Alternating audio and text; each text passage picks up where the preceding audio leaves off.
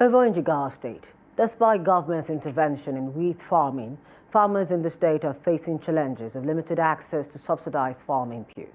The farmers complain that only a few that have connections in government are benefiting from the subsidy, while lack of access to agricultural extension services means farmers may not receive the necessary training or information to improve their practices. Trust TV's correspondent Ali Rabiu Ali filed the report. There are a slew of complaints from the wheat farmers, starting from price volatility of wheat, which means their income is uncertain. Farmers are therefore unable to plan and invest, besides which soil erosion and depletion of soil nutrients can hinder productivity and sustainability. Other complaints include inadequate infrastructure, poor road network, and lack of access to financial services, making it difficult to invest in machinery, seedlings, and fertilizers. But chief among the complaints is the fact that despite government's much publicized program, subsidized inputs are not reaching them. There are a lot of expectations from the farmers, likewise from the side of the government. These expectations, particularly on the inputs, the seed, and machineries. Those are the challenges when it comes to harvesting wheat. It's somehow very difficult and time-consuming. For climate variability, the AFAN chairman said changes in weather patterns, including irregular weather conditions and extreme temperatures, affect with production. According to him, many farmers rely on traditional farming methods and are resistant to adopting modern techniques and technology. At times, you may experience that your land has changes, or changes from the other form, original form. Maybe that flood comes with alluvial sand.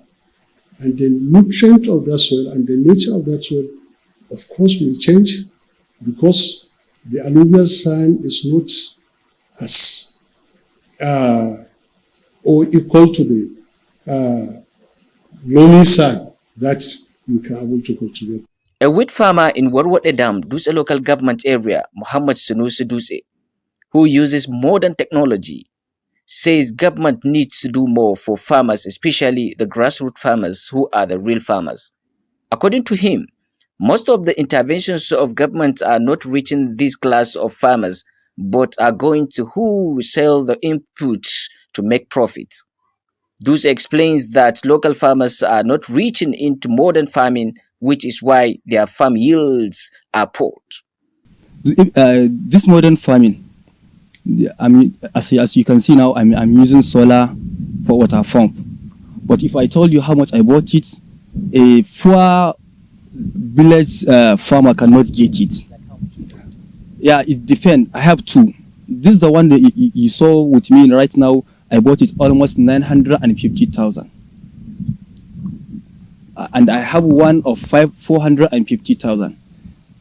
So if you compare a farmer that is going to farm to get something to eat, not to sell, cannot afford to buy something of 400 or 500,000. Muhammad Ahmadu, a wheat farmer in Kachidam, in Dutse local government area, says though government is working, farm inputs are not going into the appropriate people. Ahmadu suggests that government officials should follow farmers to their farms rather than ask farmers to fill forms. He said most of the people that are filling the form and benefited are not the real farmers. Recall that recently, Jigawa State Governor Umar Namadi had announced that local wheat farmers are benefiting from a substantial subsidy program, with the state government covering 75% of costs associated with agricultural input.